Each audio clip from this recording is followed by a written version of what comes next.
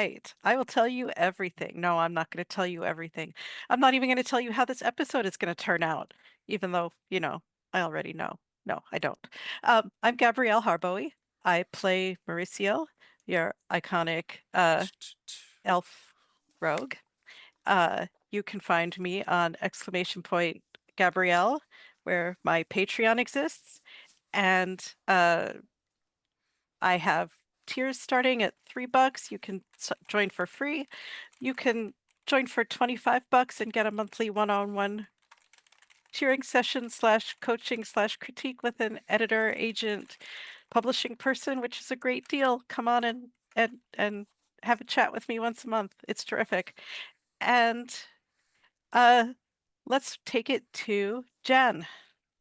Hello, I'm Jen. I go by Savage Sparrow on the internet. And tonight I will be playing the iconic Bayvarian Amiri. You can find me at savagesparrow.com, which is my awesome nerdy website for apparel and accessories, or patreon.com/savagesparrow if you want to check out my artwork.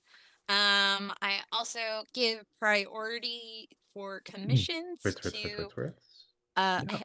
uh okay, you okay? I also give priority to patrons when my commissions are open, as they are right now. You can join for free, so do the thing. Also, I am going to talk today about Phoenix Dice. Phoenix Dice is named for the creature that rises from the ashes because they use all recycled materials for their dice. They are always designing and testing multiple types of recycled materials for your enjoyment, raising dice from the ashes and onwards to epic adventures. You can find most of their dice and accessories at phoenixdice.com. And boy howdy, can I say that this dice tends to average rolling 14 or more. So definitely, go forth and enjoy Phoenix Dice. Take it away, Benjamin. Hello, I'm Benjamin, recently returned from the desert where I knew that the person that I was renting a house from was a long lost cousin because the name of their Wi-Fi was House Atreides. I'll be playing your iconic wizard Ezrin, who is definitely doing just fine. It's going to be fine. It's going to be all good. Take it away, Fable. Oh, but before we take it away to Fable, definitely sign up to talk to Gabrielle about things because we got to witness an epic vivisection of genre differences before we got on here. It was brilliant. It was chef's kiss. You need to sign up for that. Okay, Fable. I don't know if y'all know this, but we're a bunch of nerds. Anyway, go ahead, Fable. Does anyone else want to pass it to me? Are we good? Okay, amazing. Fable, take it away. There you go. But Fable. I think I'm going to physically combust. Flames dancing in my face. Hello, my name is Fable. I'm a story and a purveyor thereof. And tonight I will be playing your iconic cleric Kira. And throughout this, I am a director, storyteller. I also, if you would like to see my Ko-Fi exclamation point Fable, I have something coming out later this next week. I have an event happening this weekend in regards to a breakdown of fear, isolation, and how to put the dread beats in front of a story so that everything comes up, and we can talk about that a little bit more at the end of the episode. But for now, if you have been hearing all of us talk and you just wanted to get the Idle Champions code, that's exclamation point code, as Eric said earlier.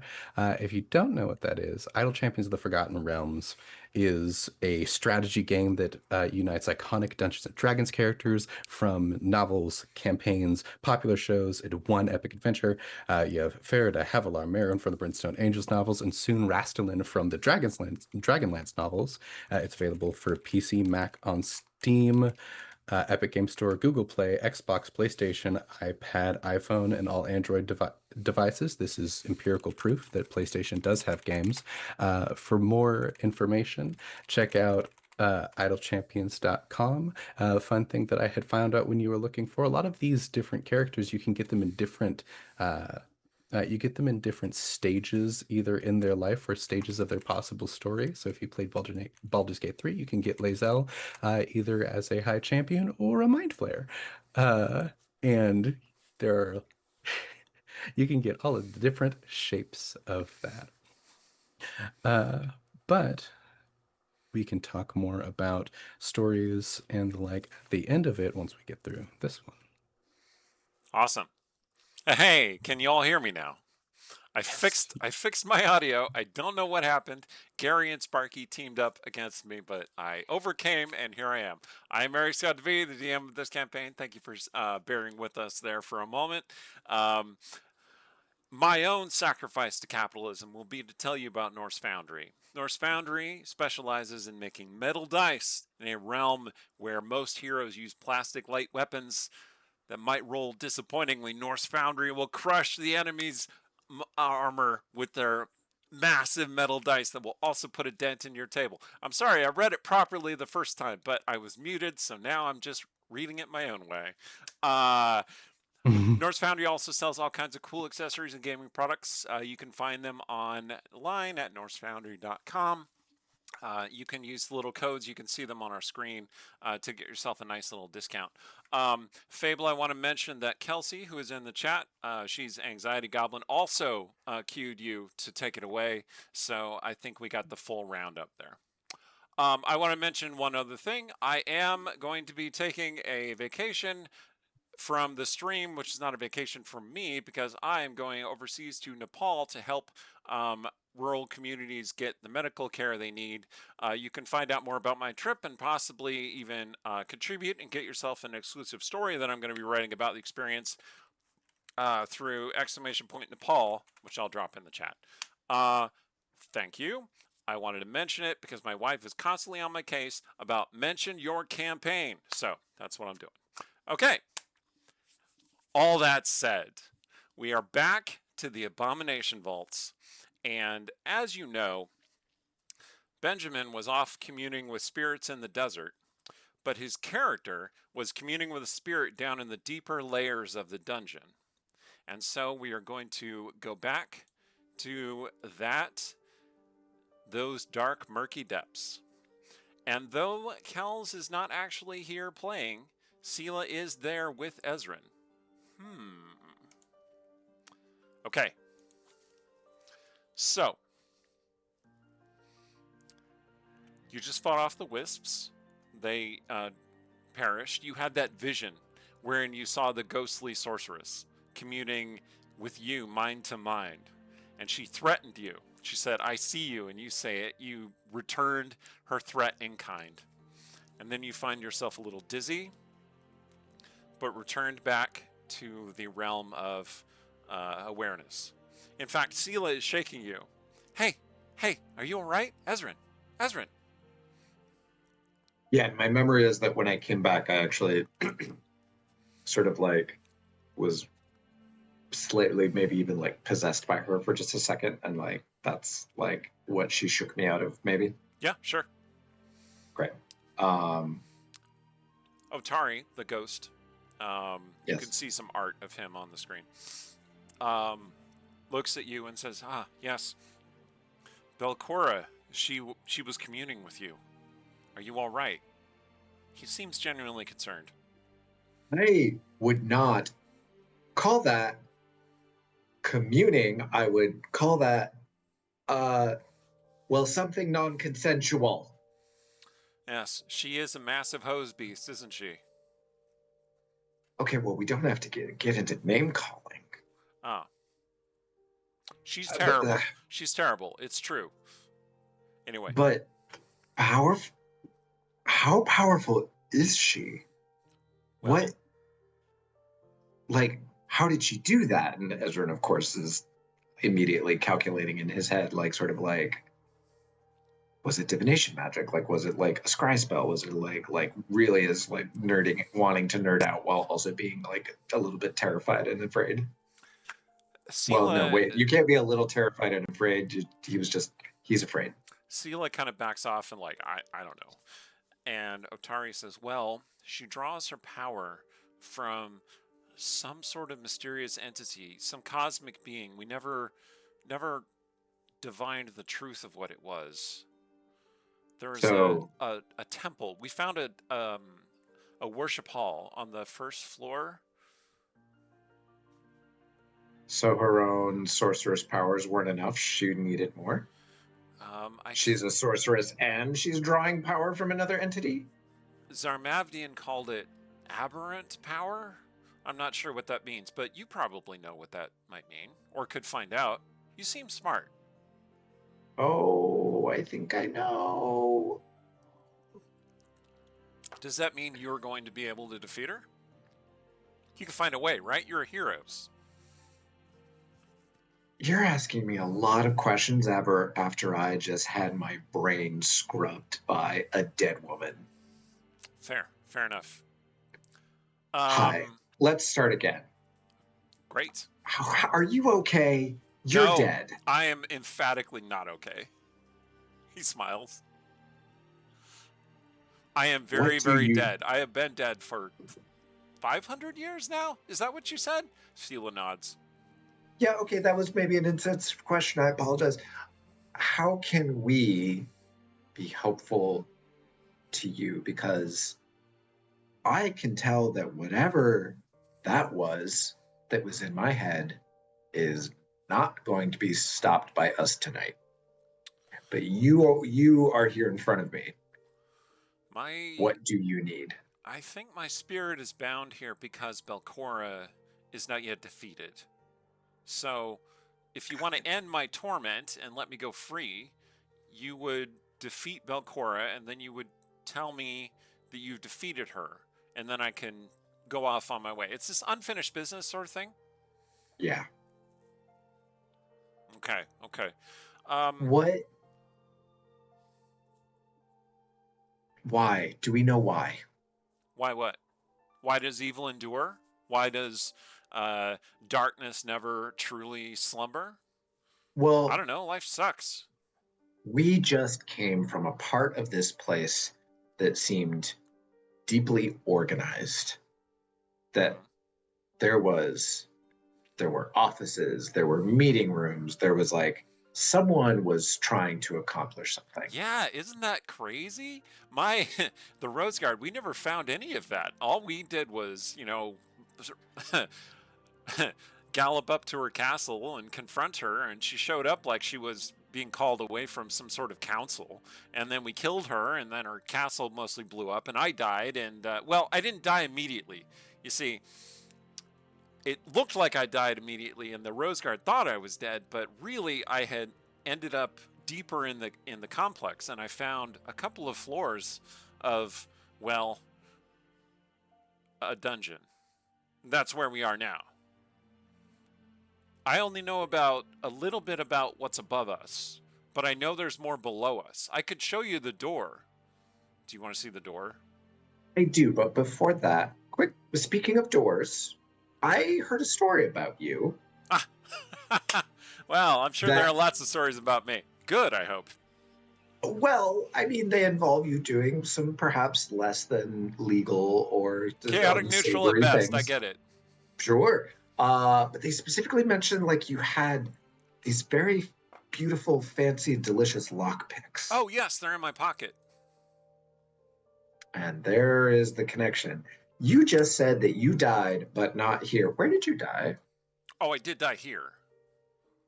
You see, I was wounded in the battle, and then I fell down into the complex, and I was looking for a way out, and I was poisoned, and I died of the poison here. That's my body. He points at the skeleton. Would you be terribly offended if I'm a ghost? It's hard to offend me. But like you. Oh, you're gonna do your best, are you? All right, let's see. Let's hear it. You may be chaotic neutral. That is not my way. May I look for your lockpicks? Oh yeah, absolutely.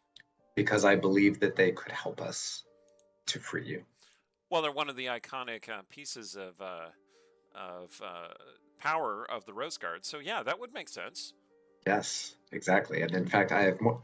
let's put a pin in that because there's a book maybe I might want to talk to you about, but like, Which just book? Do you mean Zarmavdian's Thresholds of Truth? yes. Oh, yes.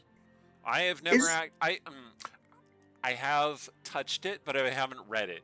You see, I stole it from Zarmavdian a couple of times.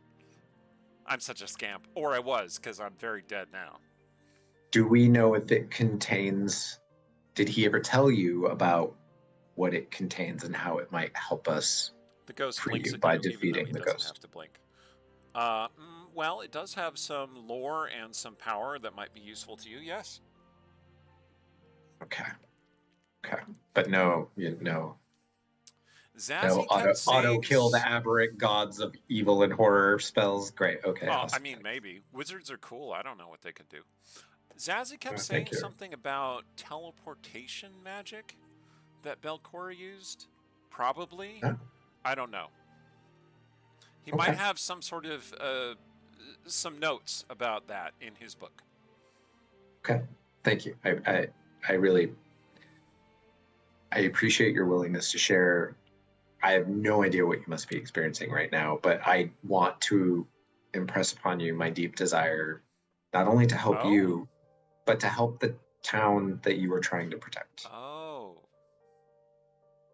What town again? What are you Right. talking about? Continuity. Forgive me. Let me put it this way. There are other people that have been hurt by the woman that hurt you, and it is my intention to help them, to help you, and to what is it that you called her again? Belcora Haravex? No, yeah, but you had another name for her earlier. Awful Hose Beast. Yes, I intend to slay the awful hose beast. Perfect. Great. You see, because when we encountered her, she had this just terrible hose that she was wearing. It had all these holes in it. I think she was going for some sort of aesthetic. I don't know. And here I thought you would be the wit of the party. Your picks? Very much like Zarmavdian. They're in my pocket, like I mentioned. Oh, I don't mean this pocket. He pats his fairly nice codpiece. I mean on my actual body. I was able to infer that. Thank you. I will attempt to go into the pockets of the corpse that I assume is near me and look for the lockpicks. You should go ahead and take my dagger too. Take the rapier if you want. It's not all that impressive, but you know it's pretty good steel. I will do that. Thank you for your generosity and for your this is awkward. Yeah. Is this awkward for you? No. Because it feels awkward. This is the first time I've had a conversation in 500 years. I'm loving this conversation. Great. Then I will just take your stuff and hope that you don't think that that's bad later. Of course not. Okay, so do I find? I assume rapier and dagger are easily found. Do I also find the lockpicks? You find a pretty mundane rapier. Okay. You find a dagger which has a kind of a serpent head on it. Mm-hmm. He says, yes. It's very magical. I'm sure it would persist over this time. It's very good if you have a rogue. I assume that you do because you asked about my lockpicks. You do have a party, right? It's not just you two. Oh, we have a beautiful menagerie of delights that, I think if you saw us and met all of us, it might stir some memories of your own experiences, perhaps. Apparently, quite literally, I look pointedly at Sela. Sela says, me? Oh, you knew, Asafna, right? Asafna? He's like, yeah, Asafna, Ace. Yeah, I knew her. She was great. You look a little bit like her, actually. Yeah, that's why I thought you were her initially. I'm a ghost, remember? Oh, hey, one more thing. When I said door, I meant barrier. Ooh, there's a spiritual barrier blocking you from going deeper in the dungeon. Notebook out, quill at the ready. Tell me everything, friend. Well, I can't really get to it because I can't leave this chamber. because my body's right there, and this is where I died, and I think I'm cursed. Anyway, it's not important. There's a barrier blocking you from getting deeper in the dungeon. And I know that somehow my tools, which you have in your hand right there, on my picks, those are connected to the barrier. In fact, I think you need to find a piece of... I've had a while to think about this. Belcora's been active for a while now. Time doesn't really work, but it's been long enough for me to think. And there are 4 treasures, 4 Rose Guard, and each of us had a treasure. Mine are my picks, right? And I think you need to find all 4 of them, and that'll get you past the barrier. It feels like an anchor to the barrier. So I think we might have 3 of the 4 already. What? Amazing! I'm sure you'll have Belcora wrapped up by the end of this weekend. I think that's optimistic. Yeah, I'm an optimistic person. I can see that. I think you're gonna succeed. Optimism. DM question. Yeah. Ezrin is thinking to himself right now whether he understands the metaphysical or magical laws that would bind this ghost to this room, and is wondering if he brings the body or a significant part of the body, like perhaps a skull, with him, whether the ghost would be able to join. That sounds like Arcana check territory.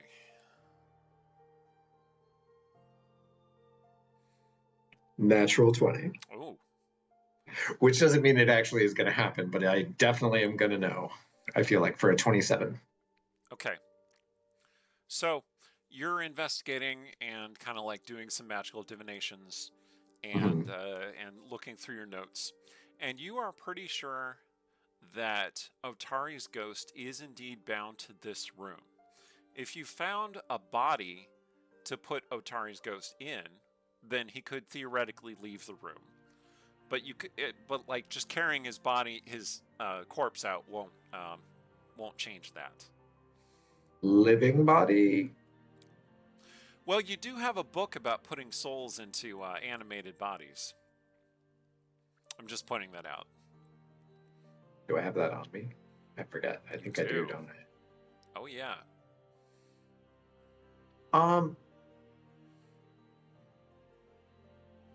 Question. Yep. My friend. Yeah? Would you like to leave this room? Of course. And, okay. Oh. If you did, I became an adventurer to see the world and explore and have new experiences. But the most important thing is to defeat Belcora. That's what I want to happen first. Right. Okay.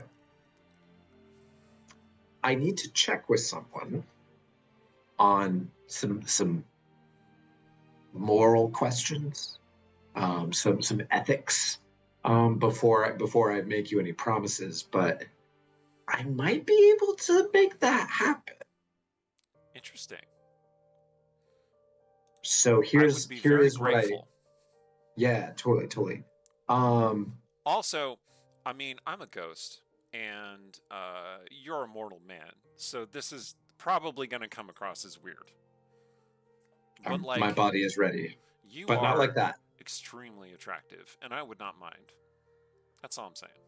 Maybe my body is ready. No, wait, no, you're a ghost. Sorry, I'm sorry. Sela is like. Right now. Anyway. Thank you. It's very kind. I mean, you haven't seen anyone in 500 years, so I get it. Well, I can see her. It feels like, hey. Anyway. Okay, well, that made the question about giving you a body slightly awkward, but we're just going to gloss over that. Make sure it's one that you like. And continue to gloss over it. And what I'm saying is that we will be back. Great. And I will attempt to be back sooner rather than later, but not in a weird way. I think there's a way out, probably past the wolf encampment. Good luck. And then he just fades away.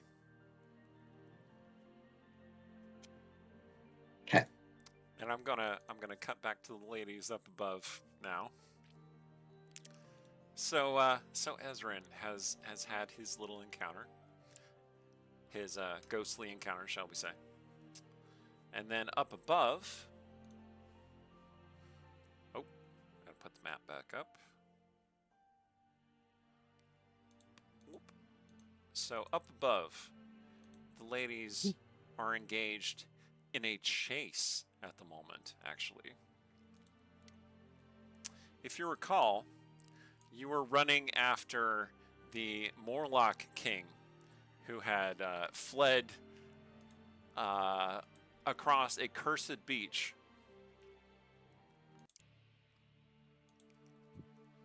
And you came up to a door. Now, the beach was covered with brown mold that absorbed body heat, dealing cold damage to people who were treading through the mold for a time. But you got past it, and now you were up at the door. And Amiri, who I think is still raging, right? Yes, definitely. Amiri is going to bust open that door. Absolutely. Excellent. All right, let me get to that on the map here. What fresh horrors do I find? Well,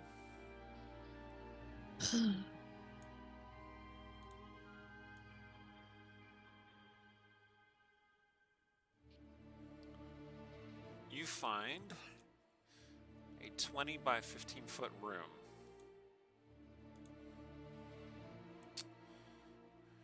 And let's see, I gotta get to the right spot in the, because now you're on 2 different levels of the dungeon, so I need to click through to get to the right place.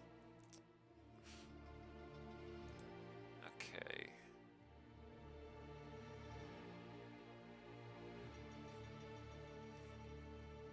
All right, in this chamber, a ruined table and several destroyed chairs lie in a heap in the middle of this room, along with several large boxes.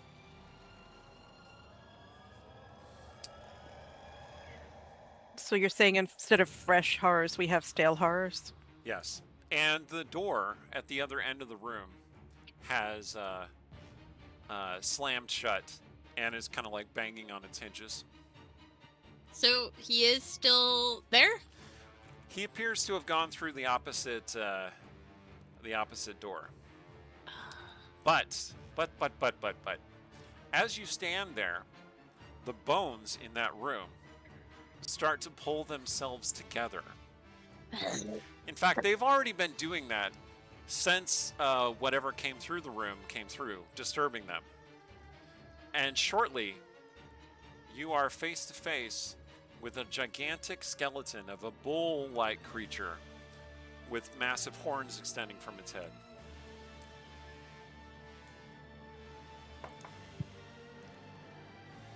Well,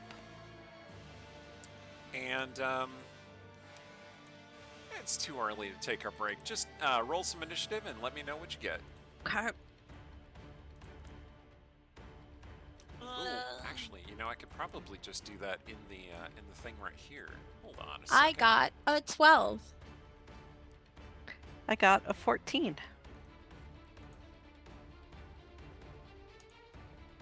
Okay.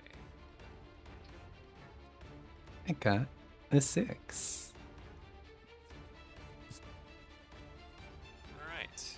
And just so I understand, Sela is with us? Correct. Sela is with you. Okay. Mauricio, Okay. you get the drop on this thing, whatever it is. Except that I don't even know it's there yet. Well, it's drawing together, and then it Well, roars at you. I mean, I and- was gonna say Amiri would call out like, "There's some weird bones making a thing." Yeah, it roars very loudly, and you can tell that it's there. Okay. Some weird bones making a thing. Mm-hmm.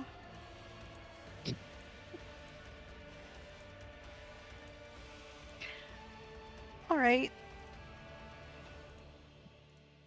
Let's dart through the passage. Oh, now you can see the thing. Oh, Yeah. I don't really want to be seeing the thing, do I? No, it is horrific. Is there a spare bone or club type object in the room by any chance? You can pick up a table leg and use it as a club if you wish. Okay. I would like to try to do that. Okay. And so let's roll some. That's going to be a 21 to hit. So that is an unarmed strike. Let me see. Is that what you meant to do? Or are you using an improvised weapon? I Like the don't. club? I don't have improvised weapon on here, so I just went with generic. Okay, because if you just pick up a table leg, it does not use your dex modifier, it uses your strength modifier. So Okay, let well, me was just it go ahead and put a club in your inventory real fast. Okay, it was an 18 on the die. Yeah, no, it Let's put it still that way. hits. It still hits. It does, let's see.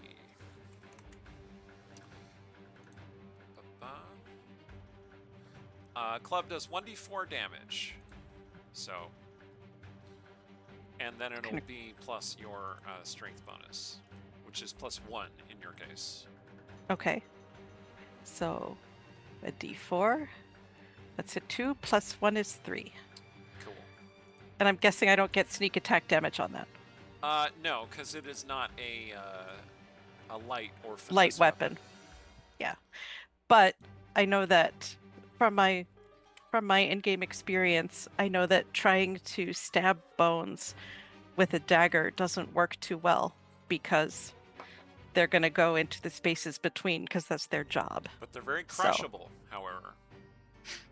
And yes, you do hit it real hard, and some of the bone starts to crack a little bit. Okay. Amiri.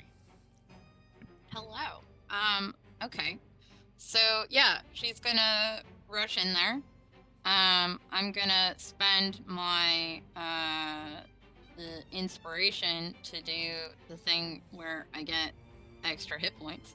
Ah, okay. Where is that thing? Summon the power of the bears Yeah. to fortify yourself. Okay. Yay. There it is, a D10. Oh, I A got remind- 8. A reminder also that your sword is still on fire. Right. Yeah. Mm. Awesome. Love that for me. We all love that for you. Cool. Other question I have is, since Amiri's sword is basically like Guts' sword from Berserk, can she swing it with the flat part? Can you use it as a bludgeoning weapon? Pummel strike. You can, in fact. Oh, cool. How does that work with dice? I'm gonna have it do one die size less. Okay. So 1d6 plus 4 plus the light stabby thing. Okay, cool. No. One less than 2d6 if is... it's 2d4 then. Oh, okay. Gotcha. Yes. All right. So then in that case, so first of all, let me attempt Now, to hit it. I should clarify. I'm pretty sure that's not a real 5e rule, but that's how I like to do it, so that's how we're doing it in the house rule sense. Okay. Heck yeah. Anybody watching to get a sense of how to play 5e, like ask your DM before you do something like that, just like Jen did. I'm also going to use what do you call it? The reckless attack, because she's real mad. Maintaining a rage while getting edged out by this darn thing. Amiri just really wants to kill something, which is pretty frequent with Amiri, actually. Yeah. And that gets me 19. Does that hit? 19? 19 will hit, yes. Awesome. So, Weapon damage is 2, 3. So that's 5 plus 4 plus 2. That will be 11 plus what die, Fable, for the fire? Assuming the. It's a D6, I believe. Yeah, I was going to say it is a D8 actually. Oh, D8. Ooh, Oh my God. awesome. That made you way overpowered. It's fine. Plus, It's fine. plus 1.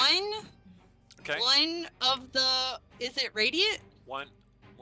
Yes, it's radiant damage. 1 radiant damage. Cool. And then also the spirit guardian thing, ancestral protectors. So it basically is dead set on hitting you. Yeah. Okay. Keep me up, please, friends. Anything right. else that you're gonna do on your turn? I believe that's the Are you gonna entirety keep of moving, my. or is that where you're gonna stand? Let me move so that way 'Cause maybe you can I'm move in. around it without Yeah. invoking opportunity attacks. If I can move around it, so then I'm basically on the other side of it, so then everybody else can stab it in the back. That's probably a good idea. Okay. It is Sela's turn next. She comes in here. She swings her Morning Star at it. Let's see. I have everybody's character sheet pulled up. Let's just go to Sela real fast.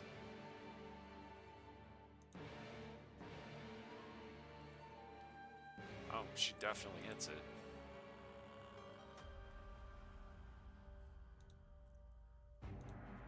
Okay, and let's see. That is gonna do.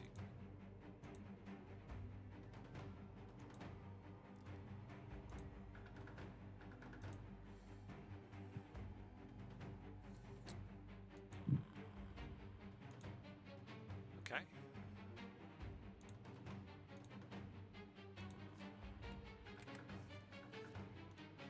All right. She strikes it with a massive blow with her Morning Star, crushing more of its bones. It says a Morning Star is a piercing weapon, but I like to think that the Morning Star is kind of flexibly piercing or bludgeoning. So that's one of the advantages of using a Morning Star. Okay. See, I like my weapons to have a little bit more mechanical depth than 5e gives. You know what? Let's talk about that later. Okay, it is Kira's turn. It did, in fact, used to be bludgeoning piercing. Yes. For this reason specifically. Yes. But that's a whole other thing. Kira will step around the corner and see a giant undead. And Yeah. I think because she's back in the hallway, she gives herself a moment to just huff in frustration. She was good to chase a little guy who probably wasn't going to take too terribly many hits from the whole of the party, but she's kind of holding her guts in at the moment. Kira is really hurt, yes. She's certainly injured. And she will do the wise thing. Also a reminder for the future, neither of you missed, so it's not an issue, but Mauricio and Sela also have Bless on them for trying to get through the spores. Mold. The Yes. mold. But trying to take the wiser beat here. She'll keep distance and drop a beam of light from above directly on it. I need it to give me a DC 13 saving throw as I cast Sacred Flame. And that is a Dex saving throw. Dex check, yes. Dex saving throw, yes.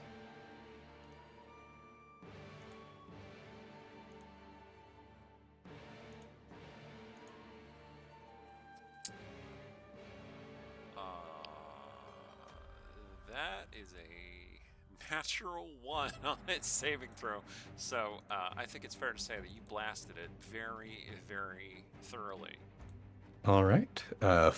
Radiant flame drops on it in the beam of sunlight for 7 points of radiant damage. Okay.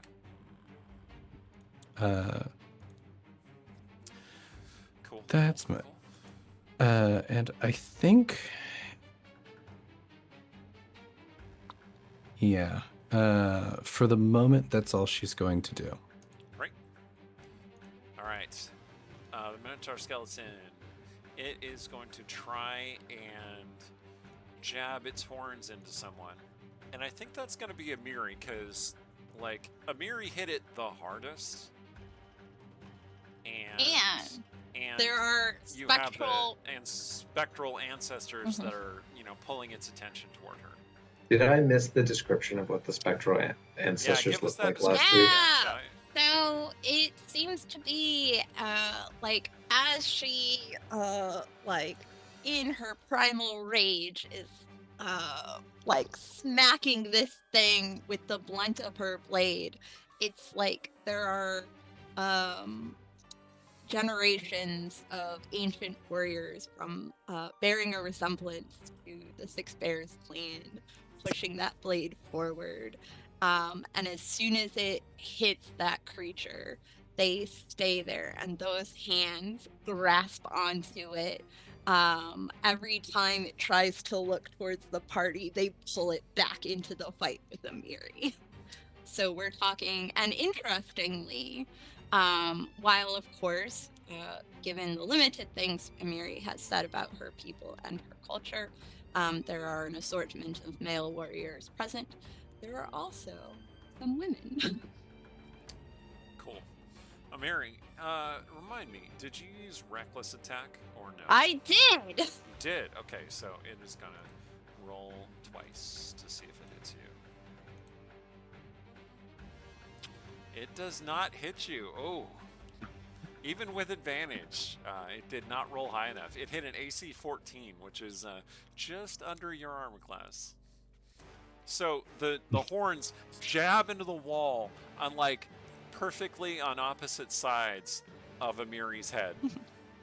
And then it wrenches its head back, ripping the door off its hinges. And Amiri, you just kind of duck out of the way. And you can briefly see Growlgust fleeing. Let's see. Down a hallway. They're actually. Then I would like to take a free action to say, stop running. You'll only die tired. Okay. All right, that's it for the Minotaur, I think. Let's see. Just making sure. Yes. Okay. It is Growlgust's turn. He is so afraid of you. He just keeps running.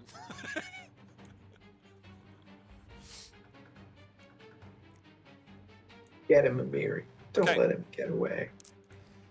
Next round, Mauriziel, it is your turn. In fact, I want to point out one other thing. Now that you are in the room, and you're a fairly perceptive person, what is your passive perception? It is a 12. 12, okay. With that 12, you could see green light, like writing, appears on the wall next to you. Can I see what it says? Yes, it forms itself into legible letters, which are, I don't know, crafted with kind of a rough hand, and obviously they're like big and flowing and a little messy. But they say, Ezran's okay. I sent him through the wolf cave.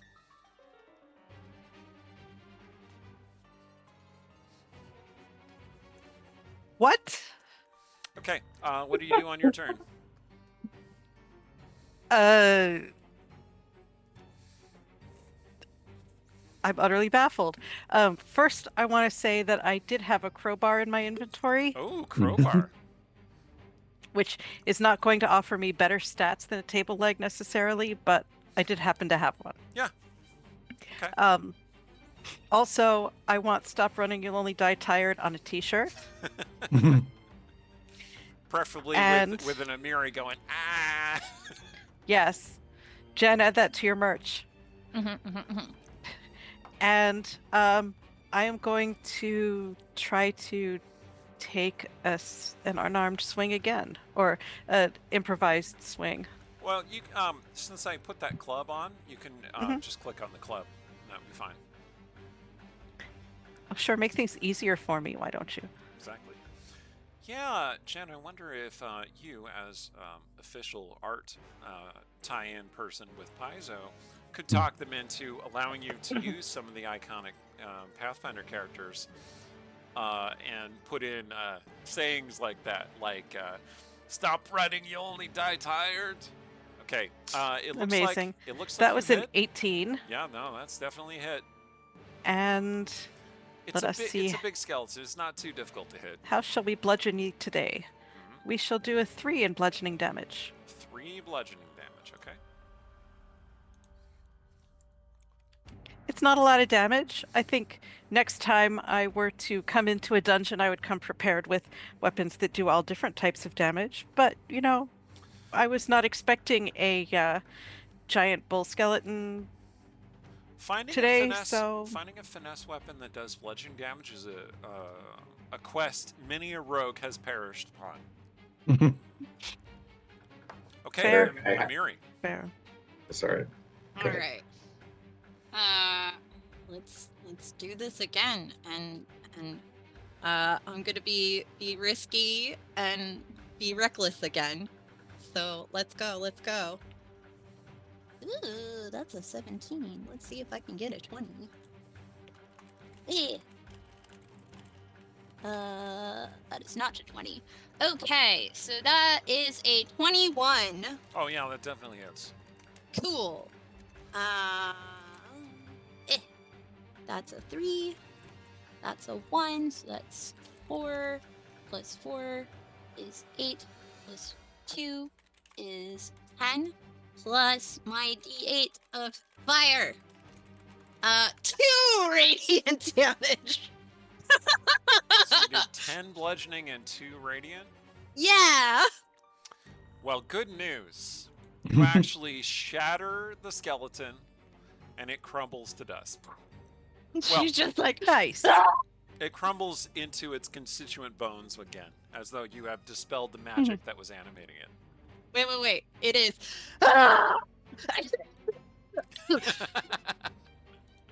That's right. After the Grelgust. Okay. We got off. So the words are still flickering on the wall there. Oh, it turned my volume down again. Oh, Zoom. Why do you do this to me? All right. It loves you. I put it back up. So, who are you, Wall?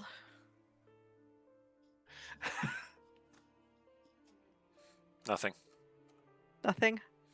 But it knows where we are. Whatever sent this message The words knows Ezrin's the name words disappear. Whoop. and knows where we are. I'm going to choose to take that as encouraging. According to Random Dungeon Wall, Ezrin is safe and on his way to us. But also there are wolves, so we should maybe keep moving. We still have a quarry. Actually, the words they shift in, they like stretch out, and then they shift into what looks like an arrow that's kind of tracing the ground, and it dances and flickers around the center of the room, where the skeleton that you've now bashed into the ground is entangled with the ruined furniture. All right. And then Move that arrow, let's see. That arrow points on through that door. The door that we were going through anyway? Yes. Good. Yeah, Miri's already through that door.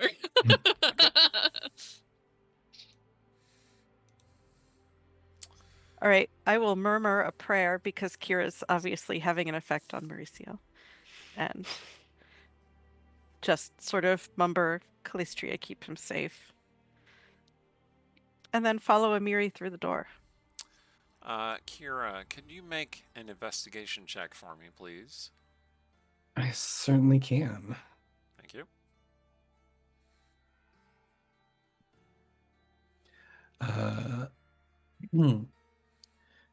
How's a cool 5, do you? You don't detect anything out of the ordinary.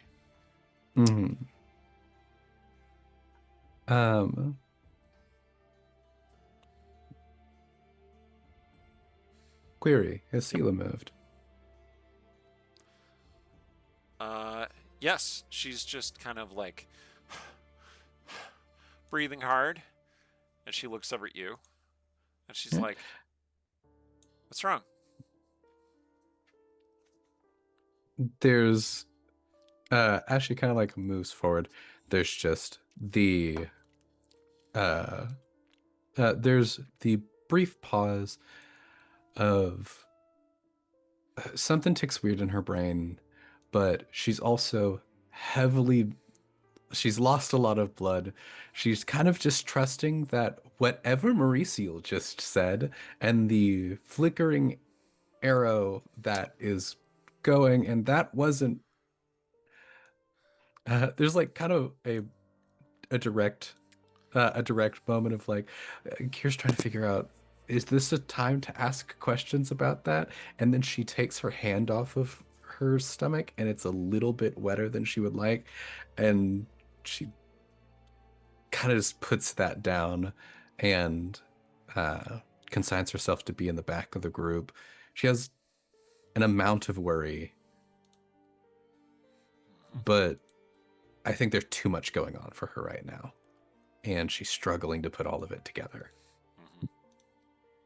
And Amiri is a strong enough forward presence. The group is all going in that direction. It's go or get left. Okay, let me see. Let me check on one thing. And this is probably a good time for us to do our break while I check on this. So you defeated the Minotaur, and then we're going to determine where to go next. So I will see you all back in 10-ish minutes. Don't go away.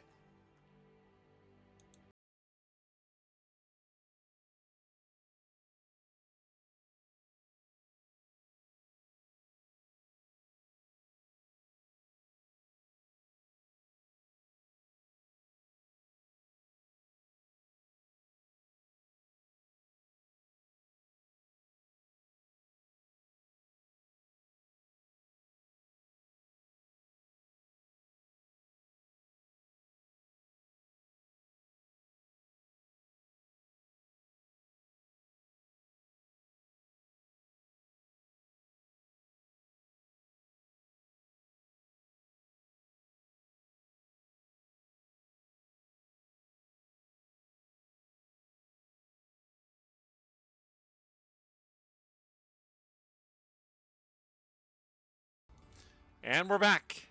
All right. So it turns out that I did mess up the direction of the arrow. In fact, the arrow is coming from that door that you are standing in front of, as you can see.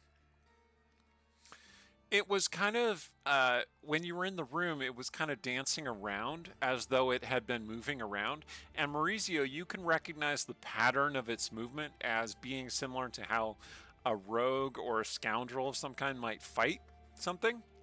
You know, very mobile and like back and forth and backstabbing and such. And perhaps it is tracing the origin of the battle with the Minotaur when it was alive, that is. Huh. Mm-hmm. Can I do an insight the arrow check or something? Yeah. Go ahead and make an insight check. Let us be insightful. Yes. And then the That's arrow. An 18 of insight. Okay. Yeah, it is definitely it is definitely mapping some sort of battle. And possibly whoever sent you that message is responsible for the arrow. And the arrow continues forward Mhm. and goes out into the hallway, and then it stops at the far wall. Okay. So I signaled everybody to hold up a second, if I can, if Amiri's not already, in the next county. Well, let's discuss.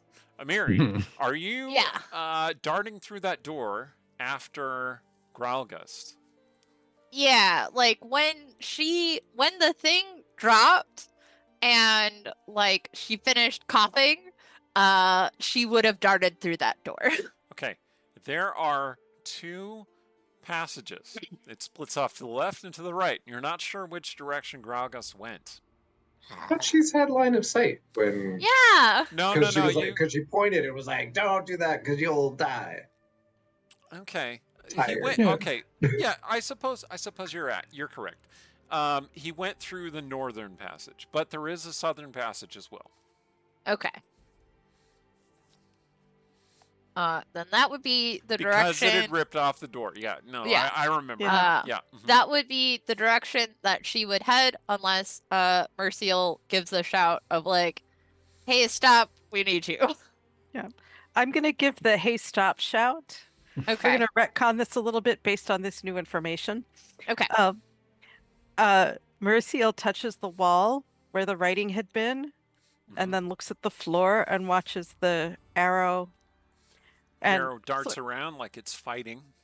like it's fighting, and she tries to trace it with little dance steps, like she's recreating the fight, like that scene in Princess Bride. Kira, you were watching Maurizio run through the motions of what would have been a fight, similar to what she might do, but maybe a little bit clumsier, not quite as adept and graceful. And then the arrow culminates with the middle. It stops pointed right at the middle, like right where the skeleton was, and then it kind of shivers a little bit, and then heads over into the passages that you came from, up from the lake. Can Kira see this?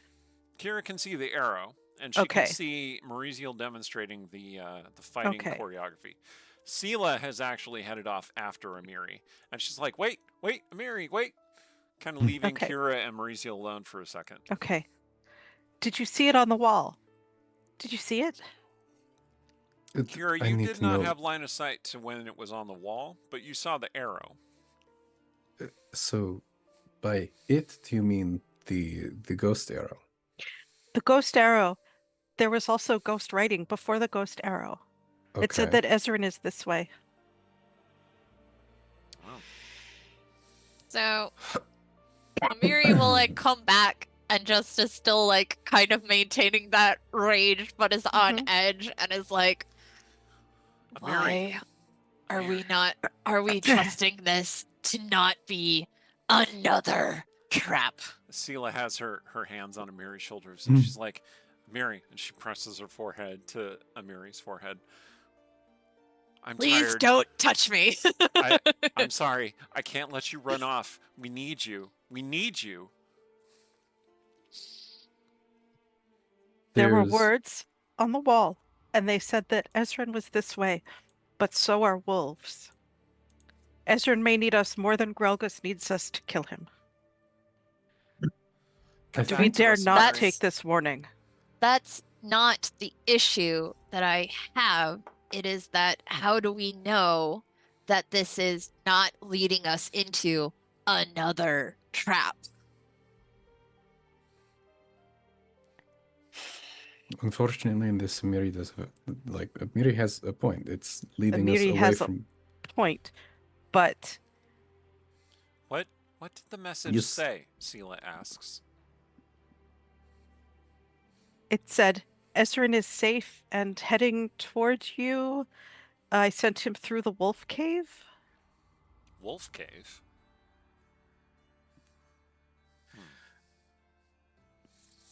All right. We can't take the chance that it's not a trap. Can we? We could. Okay. So the arrow has Uh, paused out in that corridor and it is pointing at that wall that's just directly across from the doorway. I'm going to take a look at this wall. Yeah. Make an Amiri's investigation gonna- or persuasion, or not persuasion, perception I will check. persuade the wall. Persuade yes. the wall. Yeah. Amiri's gonna like back away from Sela and kind of find a space against the wall where she can like come down from her rage without wanting to like reflexively stab somebody. That's a 10 of wall. Sela leans up against the wall and just kind of waits. She's just hanging out with you. Okay, you got a 10? Yeah. All right, you're tapping on the wall, and you're pretty sure... Let's see. Hold on, let me get to it. Yeah, you're pretty sure it's just a wall. The arrow is pointing very insistently at the wall. Like it's waiting for something. Right. So, information we have at hand. A ghost arrow with ghost writing that says that it knows where specifically our party member is and is headed back towards us has appeared. This is helpful. By name. Possibly. Yes, by name. By name. And there has been things that have caused Sela strange dreams that have connected to her directly. There have been connections with the oddness of the Roskar. There's multiple possibilities for this. So we know this could be a trap. We also know the Growlgust will continue to run us through more traps, including this thing. Yes. The Gralgus knows where the traps are, so if we follow after him in haste, it's only going to be more traps. I need to sit down for a minute. Yes. If Short rest? okay. We Bandages? Do you need I more can- bandages? I have I more c- bandages. I can take just a second. If we walk into every trap the Gralgus goes for us, we don't know where we're heading, and we have to chase him quickly. Yeah. Yes. And he We- knows exactly where he's heading. We've lost too much time. We now, like, we are committed to this path now, unless we are leaving this tower. We can't So- leave the tower without Ezran. So I Do don't you think we should think- leave, Sela puts in. Do you think that the wolves might, like, wasn't one of the villagers going on about wolves or something? there was a lichen. Yeah. The where- innkeeper's son. Yeah. From before, but he was thrown into, I said he was pushed into the ocean, but they wanted proof of his demise. Yeah. Um, But, like, maybe, like, do you think maybe that these wolves might be related to that thing? And, like, this could be where that thing was living or something, maybe? oh, hopefully That not. seems tenuous, but That is also a plausible risk. Ah. And like as she's talking, like Kira's kind of like moving the arm away and like applying bandages. I'm going to use a use of my healer's kit on myself. Yep. Ooh. Are we short resting right now? Yeah. Okay. Okay. Cool. Sounds like it. Then yay. So, question: how long is a short rest to you? Is that a mechanical thing, or are we just like doing a short rest by stopping? Well, technically, a short rest in D&D 5e is supposed to be an hour-ish Yes. long, but like for me, it's any time of like 10 to 20 minutes or more, but not like a full 8-hour rest. That's a long rest. yeah. So Because I would like to spend a hit die if we are Yeah. resting. that's fine. Cool. Yeah, I think there's certainly the beat of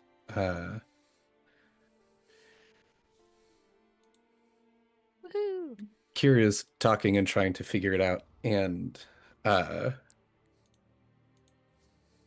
like she takes the top part of the of her armor off, and it is blood all on the back of it. Oh yeah. Uh, Kira's a little messed and- up. It's true. and she starts kind of just like through this pace of it, like working on herself.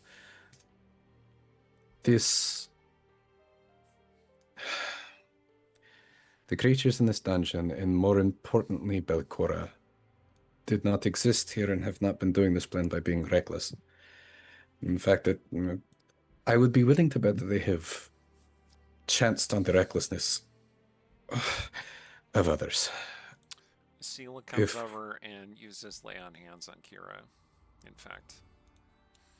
So you're going to heal a little bit more. Let's see. Amiri, interestingly, while this is talking, seems lost in thought.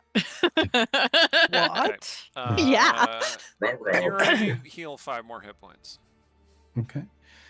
So just take that. She And says, I am you can also- keep going, right? You can keep going. We can keep going, right? And then she kind of like wanders a little bit over toward Maurizio. There is a little beat where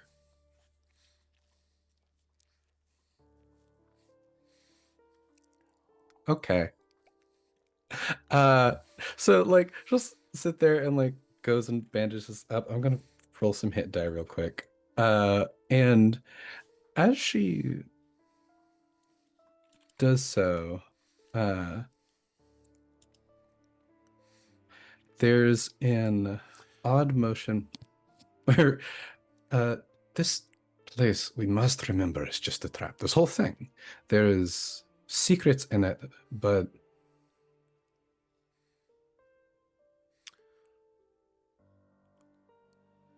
there are secrets in it, but hold on. Sela, what did you see when you were down there with Ezran? What?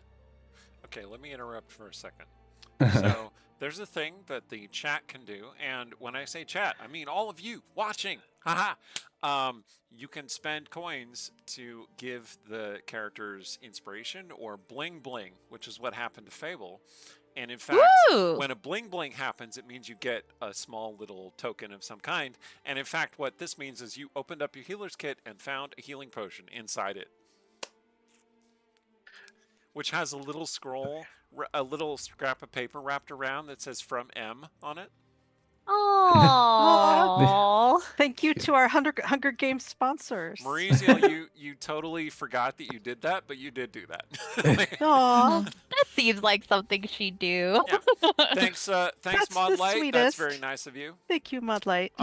If you in the chat are watching this and you too would like to help out our beleaguered PCs, you have the coins to do it. So awesome. Anyway, so So there is, yeah, there's definitely a beat of as. Thank you very much. I'm adding that now. That please do. is that's way more important than you think it is. I've got I thought it would be the right one to give you. Because when they do a bling bling, it's up to me to determine what reward I give you, and I think that's a good one. that might be very helpful just in case. So there's a little bit here where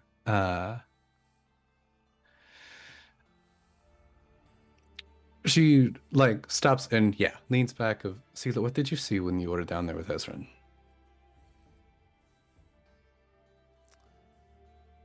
What?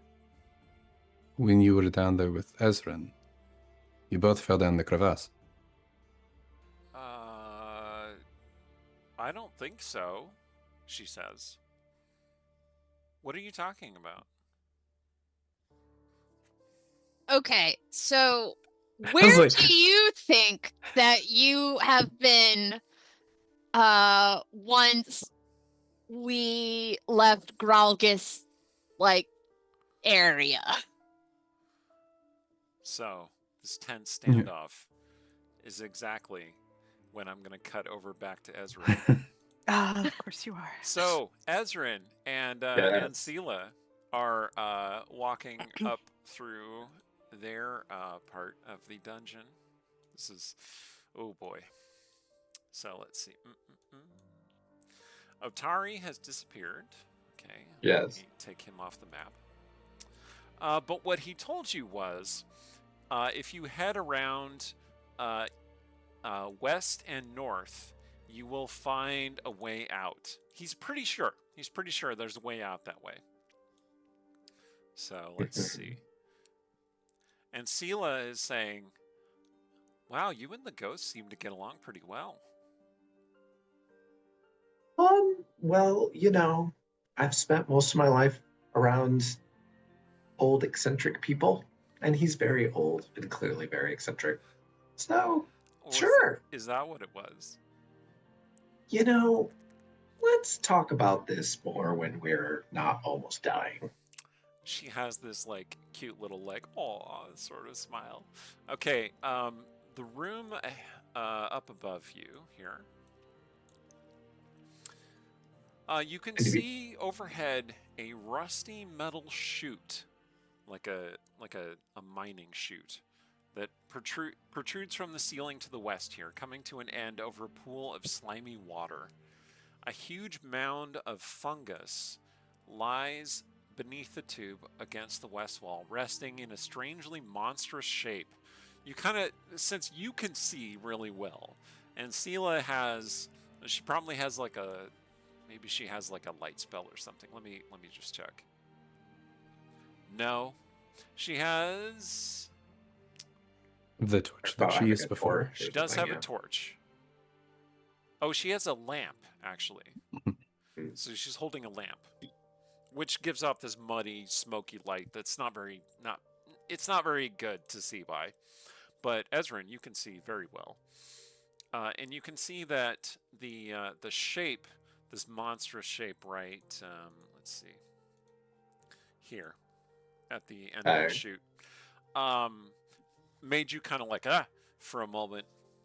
But it appears to be whatever it once was. It is dead now, and there are all kinds of mushrooms growing out of it.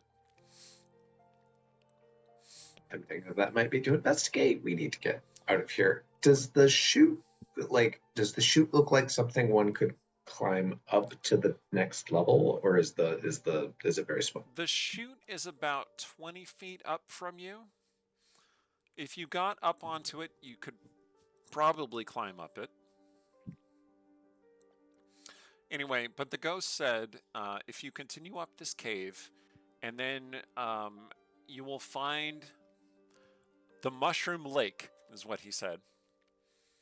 And there's a way out if you turn right at the Mushroom Lake. If you turn left, you'll find the barrier. Got it. Okay. Okay. Using... Which way, Ezrin? Sela asks. Well, I sure don't think this is the Mushroom Lake, but I will do an intentional scan of the room looking for any signs of more of those horrific little floating eyeballs coming our way or any danger before proceeding. Okay, you can see a faint glow coming from kind of off to the northwest, or northeast, sorry.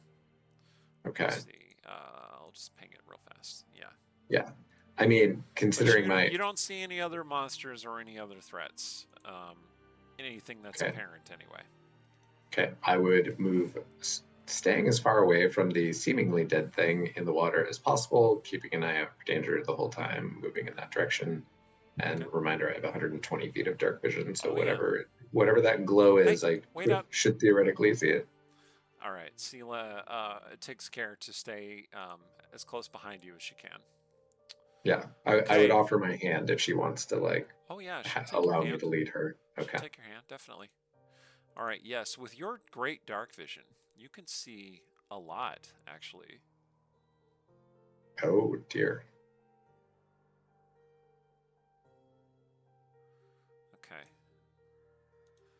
So let me, sorry, Sela. All right. There is some kind of large pavilion. Let me read it for you. The immense cavern is cold and damp. Water drips from condensation above into a large, still lake. Thick patches of moist mushrooms, some nearly 4 feet tall, grow along the lake's western shore, close to where you are. You can see that it looks like kind of like rocks on the edge. Those are mushrooms. Yes. While a narrow trickle of water feeds in from a tunnel to the south. A 35-foot high pavilion made of stone stands in the middle of the lake, elevated 10 feet above water level by more than a dozen stone columns. The entire pavilion is encrusted with damp, pale fungus.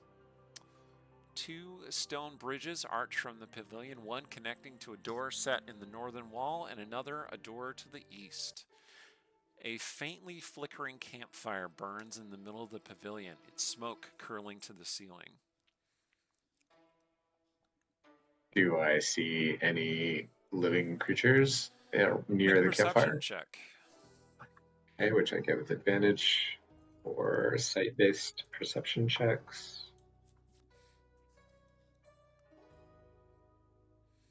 Cool. Both of those were not great. I got an 8. No, Okay. you don't see I any will- any living creatures anywhere. I will, as quietly as possible, speak to Sela and say that we need to get out. And we need to do it without arousing anything's attention. Can you quietly, I look pointedly at her armor, Quiet isn't really my thing. then let's try Don't for worry, quiet. Ezrin. I'll get you out of here. That's a bit like the blind leading the blind. You know what? We're Don't you going to have ignore some, this. Don't you have some big light spell or something? Author's note. In real life, Ezrin is very fond of his massive light spell, which dazzles enemies and illuminates the terrain. But in this fiction, well, Ezrin has a different aesthetic to his magic. Period. He flicks some like spores off of his eyeball cloak. That means he doesn't need a light spell. Look, we're gonna go to the right and we're gonna do it quietly, and if anything comes after us, we're gonna run, okay? You mean through the water? No. The ghost said to the right. So Oh. we turn and I sort of Right. I was like, I see a narrow path. I will guide you quietly. Quietly. Okay. Quietly. Okay. Let's go. You want me to go first? No, you should go first. You could see. Unless you want to give me the robe. I don't want the robe. Don't give me the robe. Please don't give me the robe.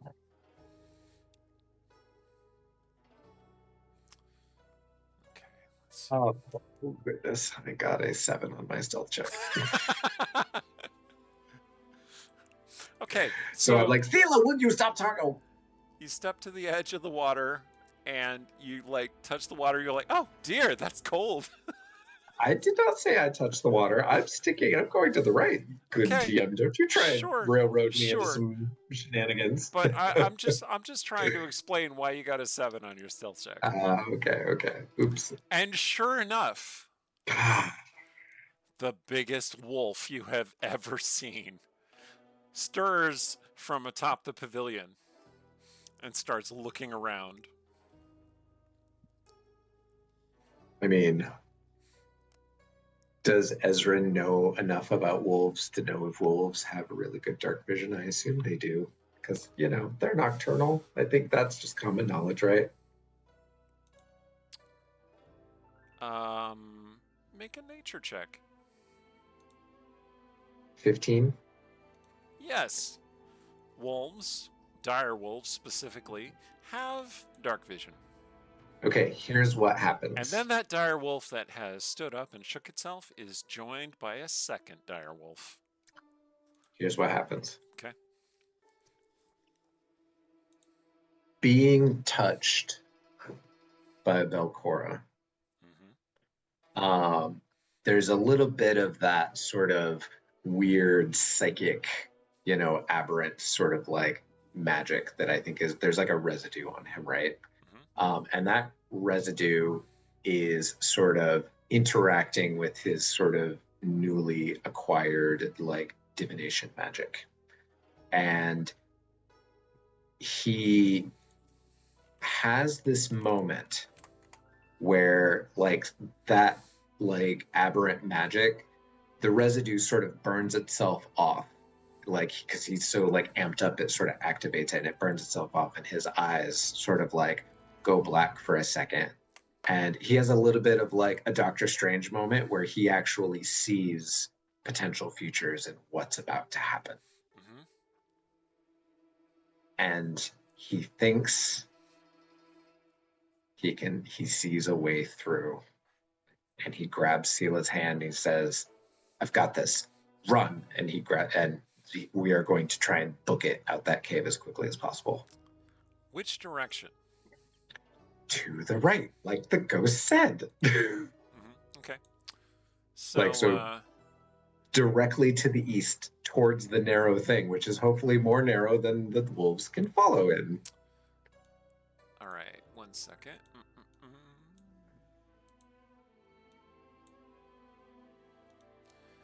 And to be clear, Eric, Yes. what I'm doing is I've got my divination wizard. I rolled 2d20 at the beginning of our day, and I've got both of them still left to use. Okay. And I'm going to use them and burn them, Well, depending on what happens. Right now, I'm going to need you to roll an initiative check, please. Okay.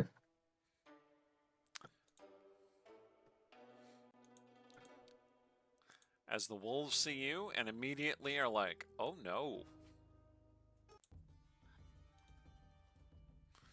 Okay. Got an 8.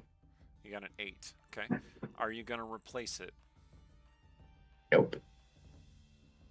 Okay. But what I am going to do, well, hang on. Can I replace the wolves initiative roll? You can, actually. I don't know if I want to burn it for this.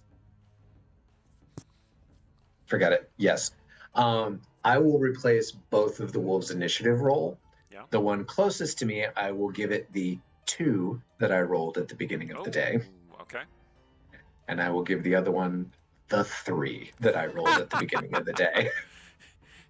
Your divination was not super positive, but you're going to use that against the wolf. Okay, cool. So cool. So the vision that I see of them is I see me actually trying to be like, I got this, like I'll slow them with ice, I'll do this thing, and me delaying and taking the time to try and solve this with magic is our undoing. And I realize that like speed is what is needed right now, and I know that I need to go. All right. Sela is going to go first. She got a 10. So let me... I will point in a direction and push her that way. And she's got a lamp, and she's got to be good enough. Okay. She starts heading that way. She sees the wolves, and like the good paladin she is, she stands there and she says, "Go, Ezrin, go! Go!" You go! What did I just say? Paladins, man. Okay. Murder. Ezrin, it is your turn. Great. I will use... She is going to cast Shield of Faith and put a Shield of Faith on you, which is going to up your AC by 2. Okay, great. I'll take it. I will use all of my movement to move past her down the hallway. All right, let me just eliminate. And once I see what's down that hallway, I will decide if I'm going to continue to use my movement to keep going. Sure.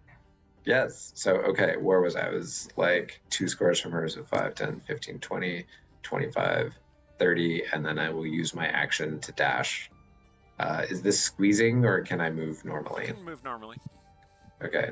5, 10, 15, 20, 25, 30. The And I will cavern comes to a dead end. Are you serious? Yes. Look at the map.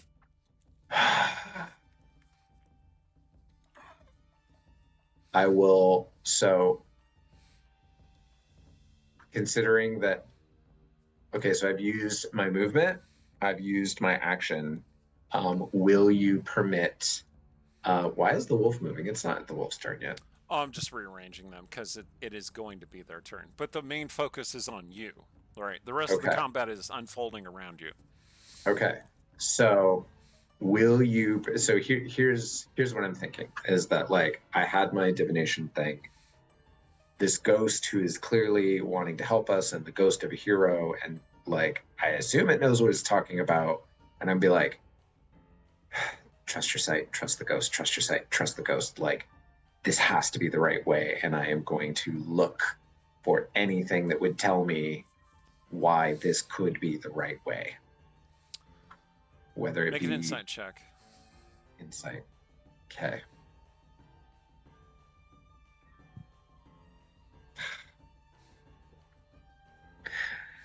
He Loving said to those the eights right. tonight. He didn't say immediately to the right. He might have meant up and to the right.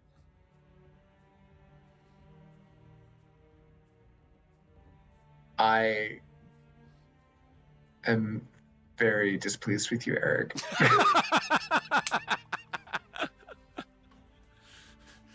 I did mention that this game had horror elements, right? That was not cool, man. Okay, so you hear Sela fighting the wolves, or a wolf. You want to head back that way? Oh, I'll have to wait till my next turn because I burned everything. It is now your next turn, round 2. Like, there's more combat unfolding above you, is what I'm saying. Got it. 5, 10, 15, 20, 25. Okay, you can see that Sela is fighting one of the wolves. The other wolf is Okay. still up on the pavilion. So I will. Well, Sela says. The ghost was not specific. We need to go up and to the right. Okay! I'm so sorry. She And jabs her morning star into the thing's mouth and like drives it back just a little bit, just opening up just a little bit of space for you to scoot by. I will.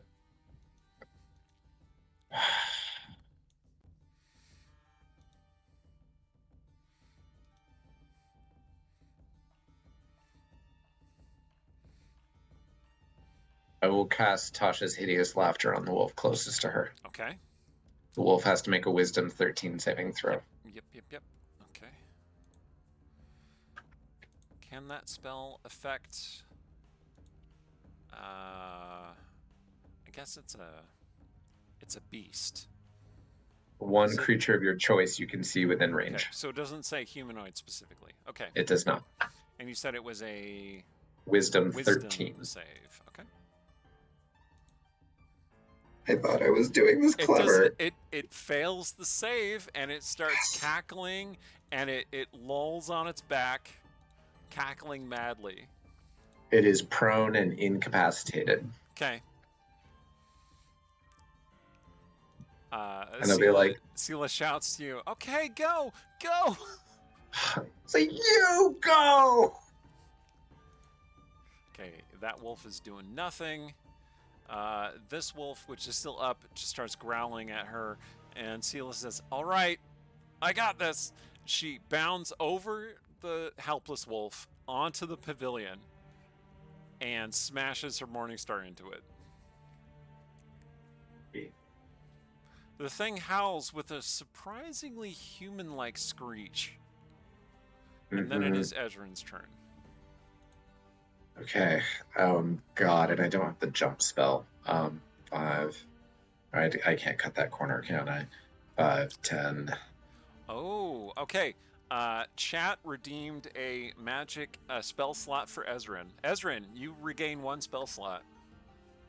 A level 1 spell slot? Any spell slot of your choice. Oh, we're taking level 2 then. For sure. That is another thing chat can do, by the way. Holy cow, thanks, Chad. That's incredibly generous of you. I hope that it is because I've amused and entertained you. And not just because you're pitying me. They might Okay, also sense that you are in a dire situation. In fact, Okay. let's just go ahead and escalate the music slightly. Oh, great. Yes. Okay, so there's a wolf in front of me, and then there's 10 feet that I need to get up. The Like, pavilion so- is 10 feet up, yes. Right. Unless you can, like, run around the pavilion. Which it doesn't look like I can, right? Because the whole thing is 10 feet up. Can I? You can splash through the water and, like, under this this bridge over here if you want to. If you But want to isn't give that a shot. everything 10 feet up? Including the bridge? The bridge, yes, but there's this gap under the bridge. But I need to get up there. Well, Right. it depends on where you're trying to get to. Up and to the right! Up and to the right is like up here, Oh. and that is level with the lake. Got Everybody it. see that? This. Oh, I'm gonna have so many. If this ghost wanted to get in my pants, he's done a very bad job of convincing me he's worth it. I'm just gonna. Because Ezrin, specificity is sexy. We're just gonna say that. All right, yeah, I will book it. So I've already moved 10, 15, 20, 25, 30, dash, 5, 10, 15, 20, 25, 30. And I will call Tessila and say, this way! I hope at least it's too narrow for the wolves. Okay. Let's see. All right, so the wolf can repeat the save, right, to break free of the effect. Yes, correct. If it takes damage or at the end of its turn, I believe. Okay, it does break free of the effect at the end of this turn. Okay. The other wolf attacks Sela.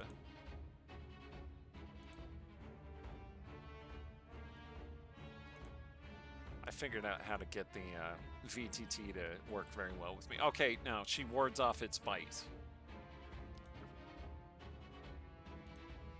Basically by jamming her Morningstar into its mouth. Sela shouts, "I'll be right behind you!" I don't see evidence of that. Well, she is moving around the dire wolf to get closer. Okay. Okay, it is Ezrin's turn. Book it. Fantastic. Because you know what that means. Since I got a level 2 spell back, Yes. I will actually make use of the spores that I believe are probably floating in the air, and I will sort of like gather them until they sort of like coalesce into a shiny, sticky web, which I weave like a cat's cradle, and then I throw it out in front of me, and I will cast web in a 20-foot cube, catching both of the wolves. All right. Let's see.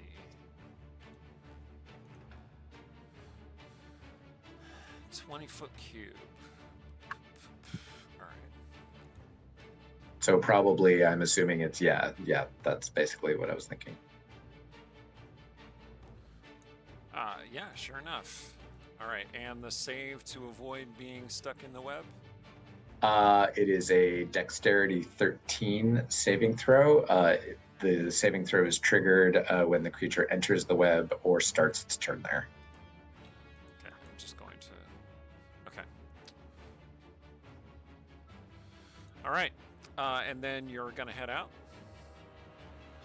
Or... Yes. Okay. Sure enough, yes, there is a tunnel there. Maybe this one will have an exit. So the to be clear, the casting of the web, like while I'm casting the web, I'm doing it as a like Sela, you have to run now, like, and it is me doing it clearly to try and like do everything I can to save her life as she's defending my life. Yep, I understand. The ground starts shaking. You hear roaring wolves, and you are booking it out through that tunnel,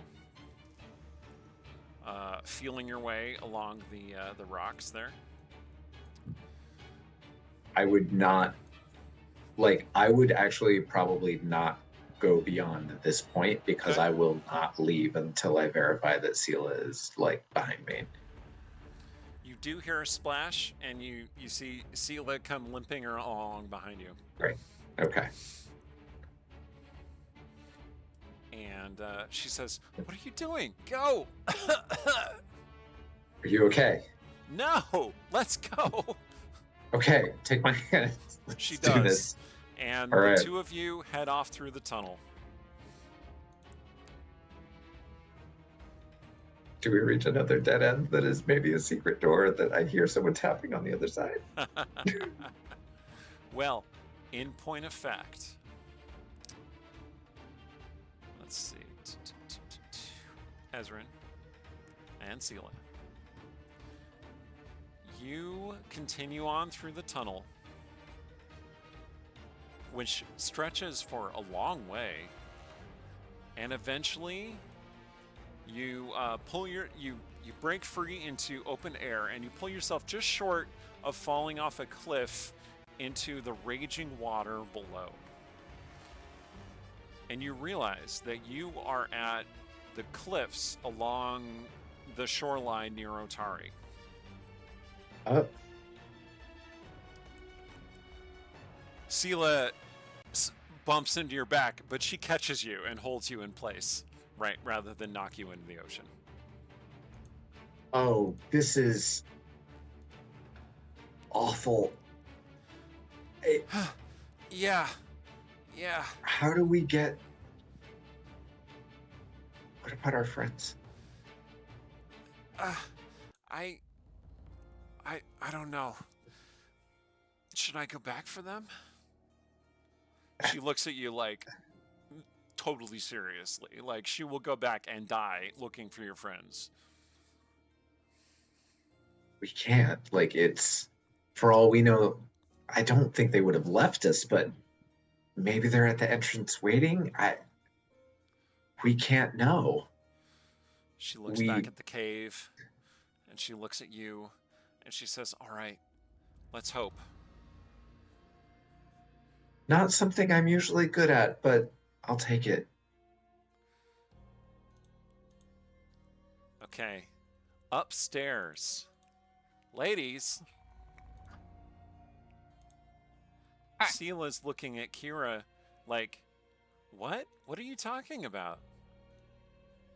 Yeah. So how do you think, or what were you doing all of this time after we left that creepy cave or space where what's his face was, and before I found you creepily chanting in front of that statue?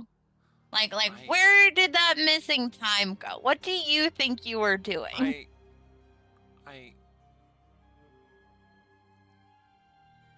Her face like broadens, her eyes widening, and she goes, I don't know. I don't remember. And you see that she starts, like, her eyes well, but not with tears, with some kind of like black liquid. It starts creeping down her cheeks. Ela?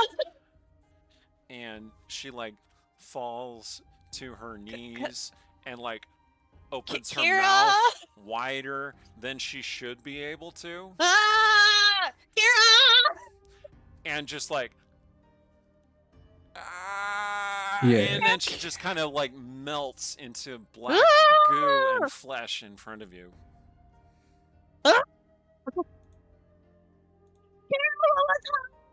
What? Yeah.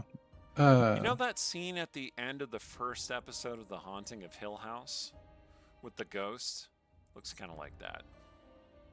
I think the beat here is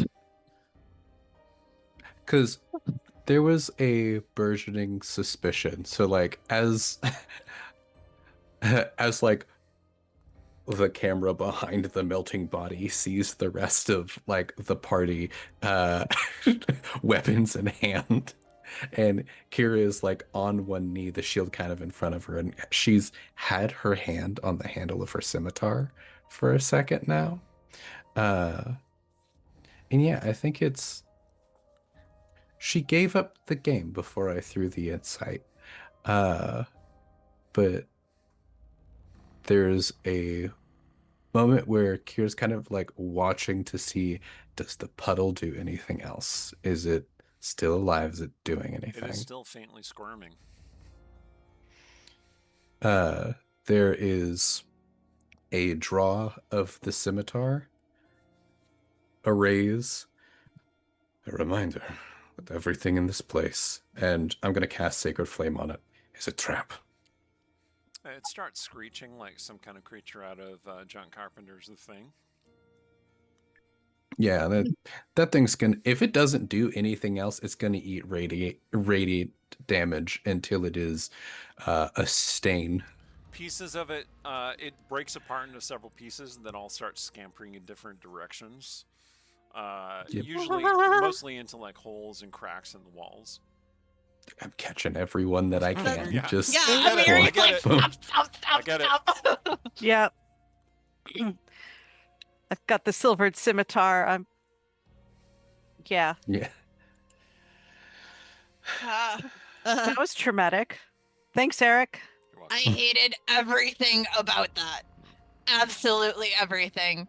But it does lead me to a point that now that we've seen that, before we go further, Kira, can you please look me over?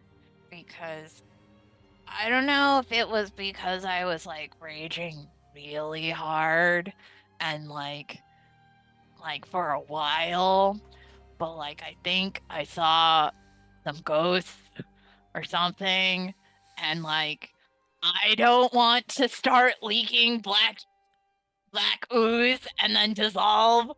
So like, can you make sure that's not gonna happen to me?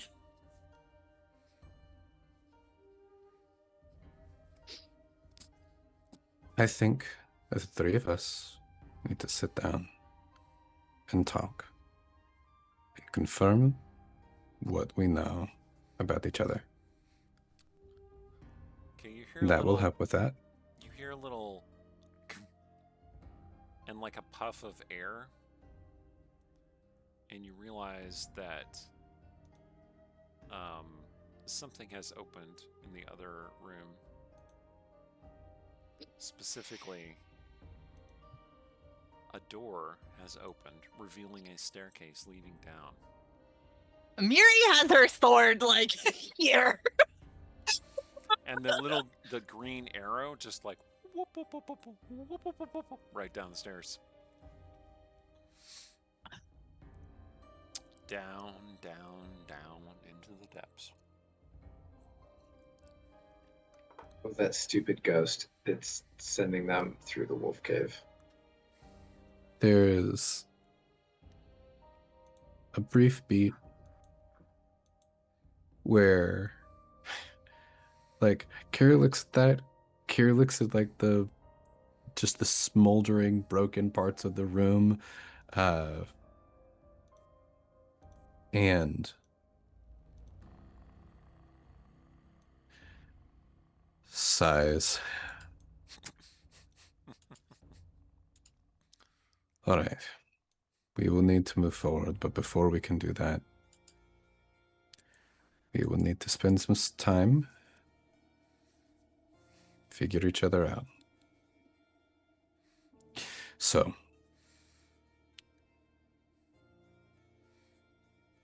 what's going on? Tell me everything. And it's about time, don't we think? Well, Kells isn't here, and she's usually the cutoff point, so we can go a couple of extra minutes if you're all happy with that. My primary thing there is that anything beyond this is probably going to be a more extended roleplay session about trying to figure out. Sure. Hey, are you super Well, quick? let me do a thing that might be helpful. So that little green arrow Mhm. comes right back up the stairs and goes back onto the wall. And it says, Ezrin's safe.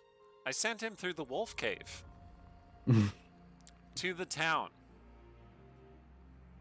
Oh. Do you see it? Do you see it now? Tell me I'm not imagining this. Now all three of you can see it. Yeah, no, that is definitely wall communication. And then the letters change as you're watching them, and they say, also, he's real hot. And then they turn back into an arrow. Why are these ghosts so horny? I think they reflect the energy of the living. I.e. us. How could anybody be horny after seeing? And That, she yeah. points at Sela. Oh, Sela Puddle.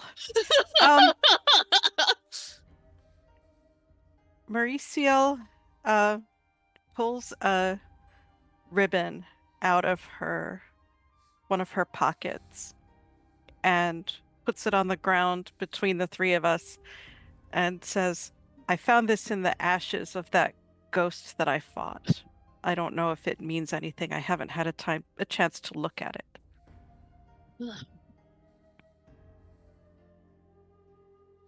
But while we're putting things on the table metaphorically.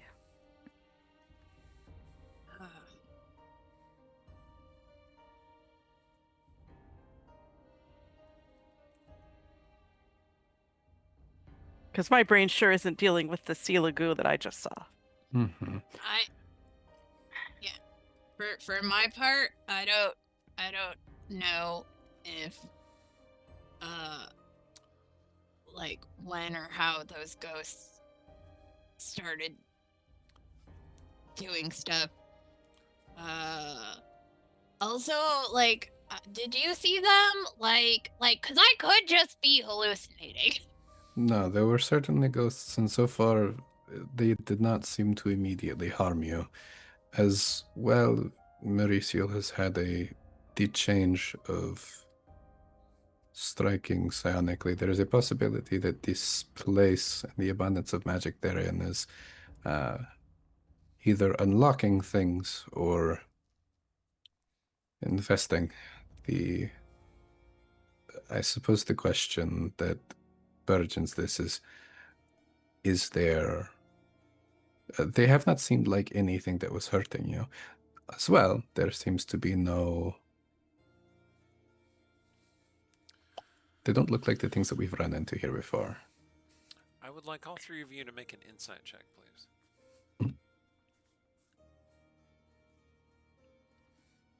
That's a D12. I got A 13. I got a 9. I got a 15. Okay. Kira, you remember shortly before she dissolved into a puddle of goo, fake Sela was very adamant that she did not want to leave the dungeon. Mm-hmm. Like, as soon as you suggested leaving, she was like, I don't want to leave. Let's go forward. We can go forward, right? You can go forward. We don't need to leave. Yeah, that was... there's this sort of pause of...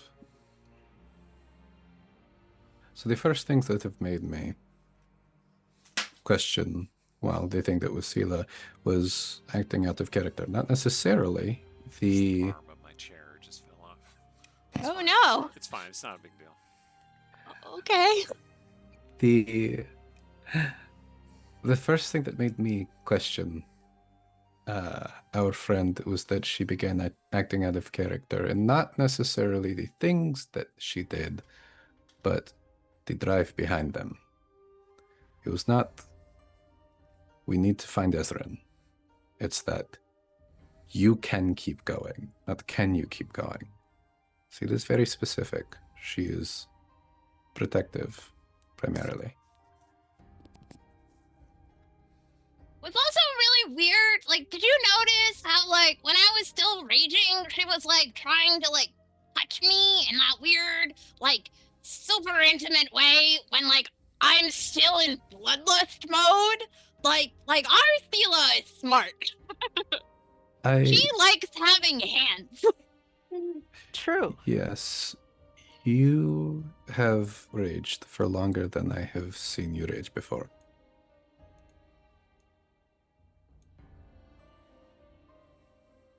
I mean, yeah. I suppose there has been a longer fight than the rest of it. You did attempt pursuit.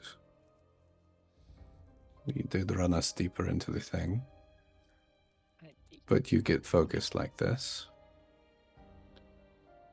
Yeah. I really hated that guy from the first time we met him. And like, I don't know, you said go and it was like, Amiri, can you look me in the eyes? yeah. In truth, what have you been doing with Ren? With Rin? Mm-hmm. What do you mean? Like, What have Do you you been doing want- with Ren? do you want like a play-by-play? Do you want like like how Information. much I don't know. I mean, like we've held hands and looked at That's the Amiri. sky. Yes.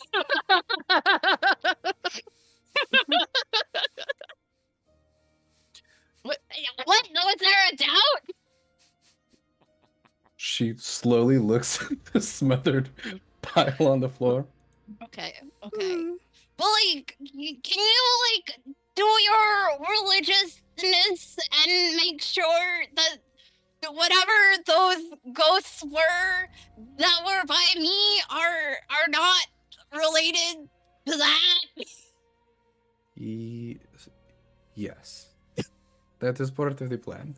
I am ensuring that you are not also related to that before I try and have a conversation regarding this. And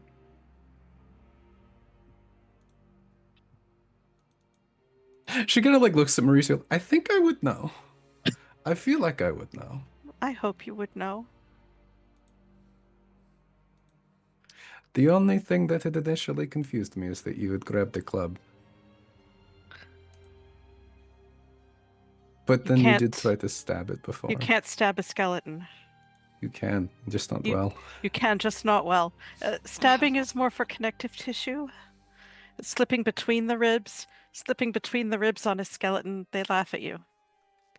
Yeah. And the daggers from my mind, I feel like I can control them.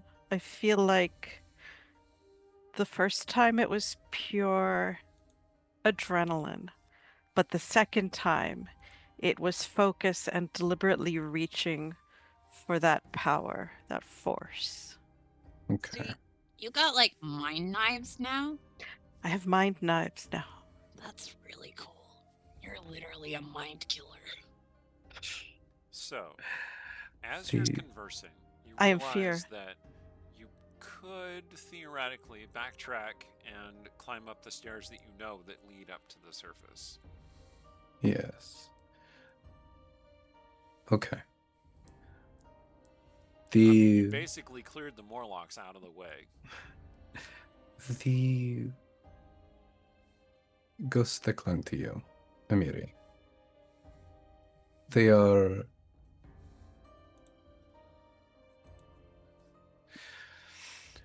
They are new, but are they familiar? Breathe through the battle haze. Take a couple of steps back. They only happened when you were raging. Have they been present otherwise? I don't know.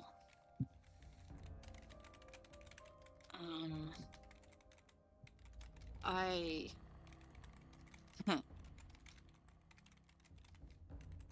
it's weird, and kind of crazy, honestly. But I guess being haunted, we are in the realm of crazy. But it kind of seemed like they looked like members of my clan, but like not like people I know, you know? But that's not possible Why Why would it not? because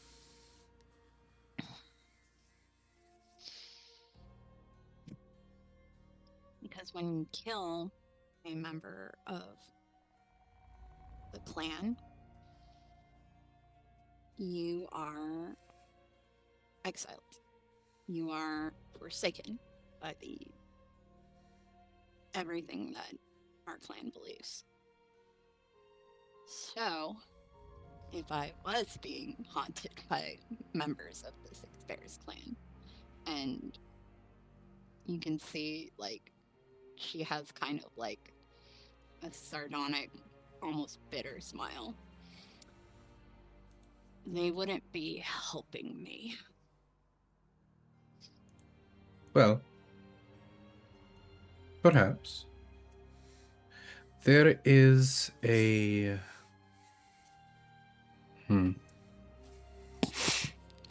Let me put it this way.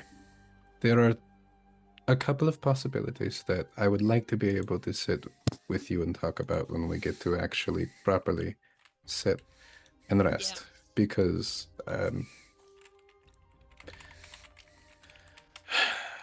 this does require a little bit more consideration about being able to talk about what happened. But I can tell you at least two things. One, even the Forsaken need something to cling to.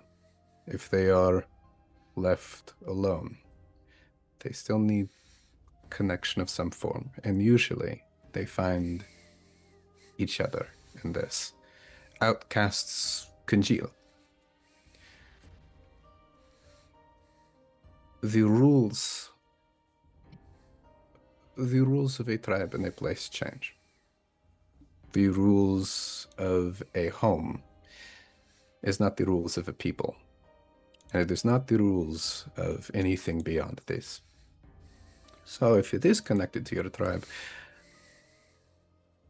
if the rules are to be exiled, you're exiled from a place. You can be told that you are cut off from something, but only one thing can actually prove whether or not you are cut off from it. And that is whatever lies beyond. So you either have proof that you have been, and on the other side you are still not alone, or that you have not. And someone on this side lied to you. Both are possible. And those are just my first tender touches of thought at this. I would like to discuss it more. We may actually get to a particular point of it, but here, where things still creep in the dark to kill us, I would like to be able to devote more of my mind to this. Yeah, you all are pretty tired. So for right now, though, the important thing, do I need to worry about being turned into a puddle of ooze? I don't think so. You're going to be walking in front, and I'm going to be honest, if you make the wrong move, then that's not what you need to... A pile of ooze is not what you need to worry about. Cool. All I needed to know. Awesome. Let's go find Ezra. Yeah, let's... And just not talk about our feelings or tragic pasts anymore. No, Okay. you're going to hate tonight.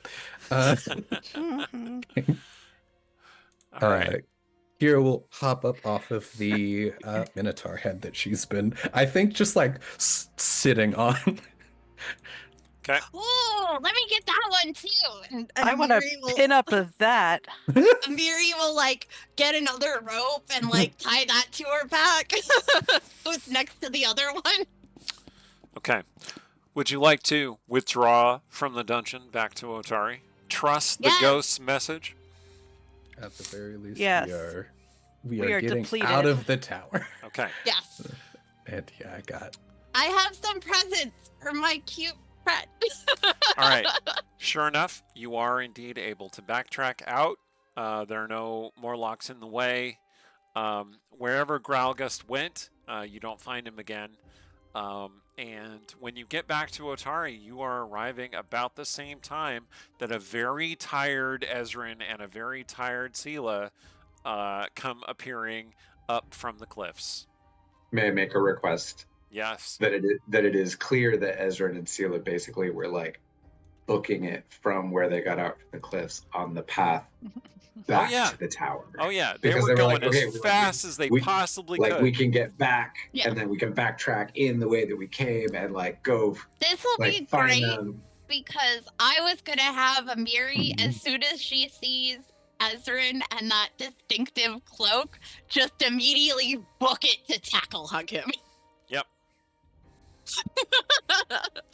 Bonk. And Sela looks at Kira and at Mauriziel and is like, "What?" I'm just like touching Sela, Oh, like her Oh. face. she's Like, like, Is that? hi.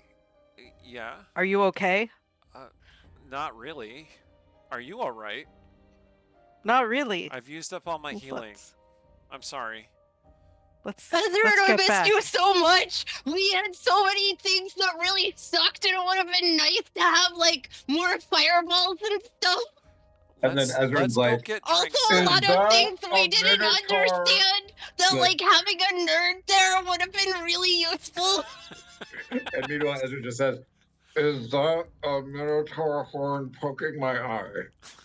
I mean, probably, but don't worry about it. Stop making it weird. No, she's just happy to see you. Yeah, it just a little. I can't breathe. All right, and with that, the party once again reunited.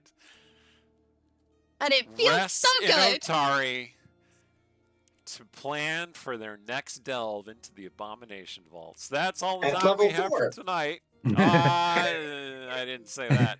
That's all the time we have for tonight. I'm Eric Scott to be the DM of this campaign, founding member of the Dungeon Scrawlers. I wrote some books. You can find them online. They're also on the shelf behind me. Although it's very dark. You can't. So join our Discord.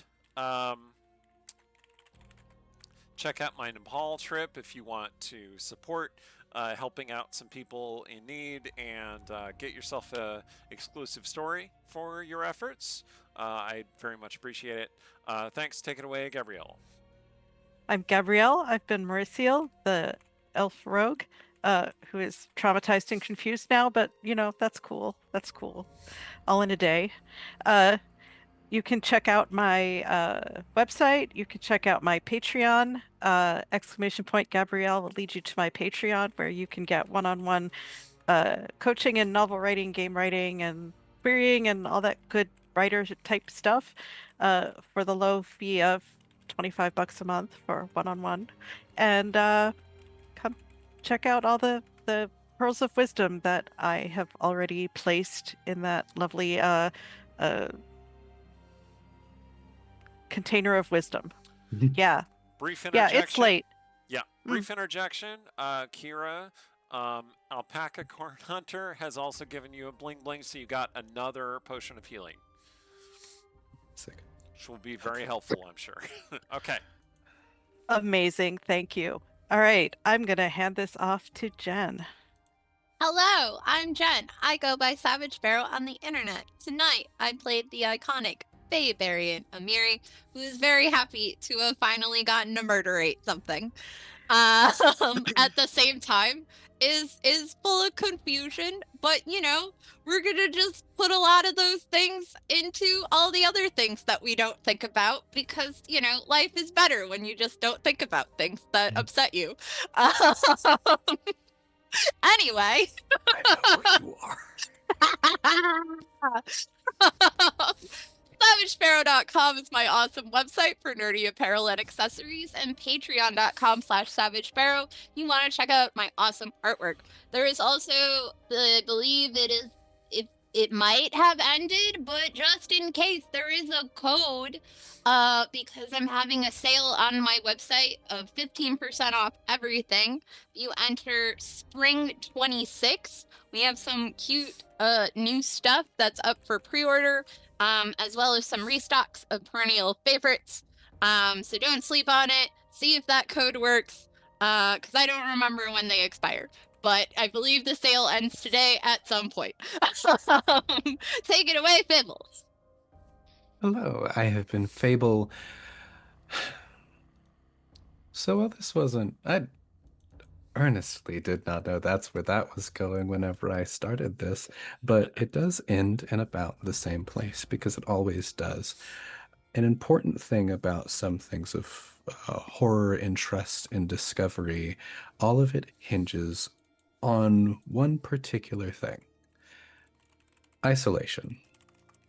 If you are away from something, if you are pulled, danger has to make it personal to be scary. If you lose the reason that you can just leave, if the option to just go is still there, it doesn't really set in.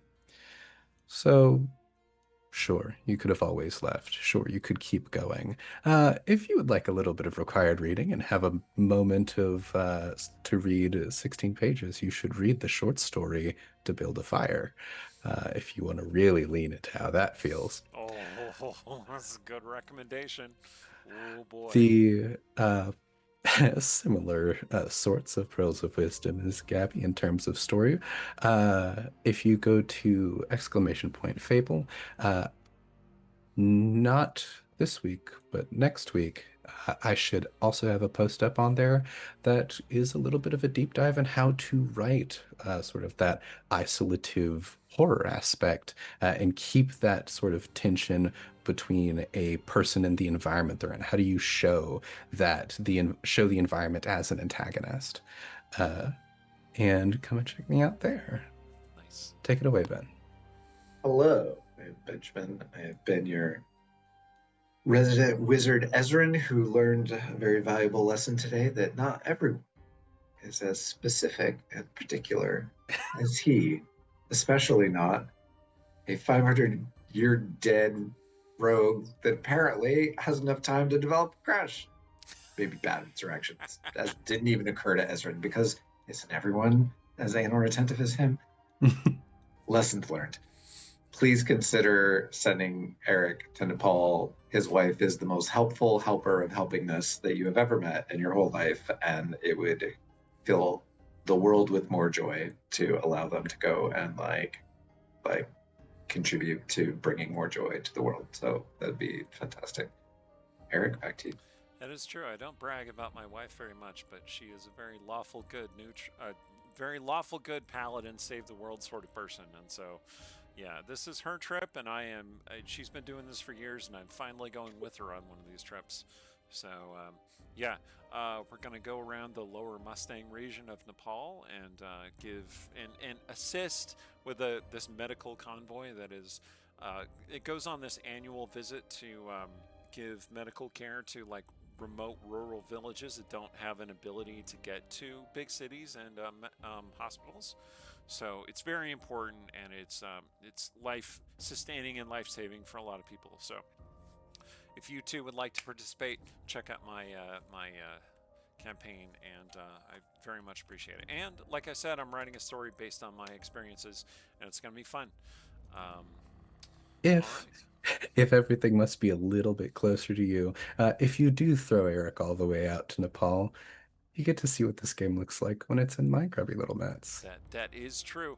If I go to Nepal, Fable and I have discussed that Fable would be taking over the stream and doing a thing. So, I mean, that might happen anyway, but like, you should help and make that happen sooner. Okay. Have fun my throat, mommy. Look. It's gonna be fun. Okay. Yeah. Thanks for coming with us on this adventure. We will see you next week as Abomination Vaults continues. Thanks, everybody. Good night. Good night.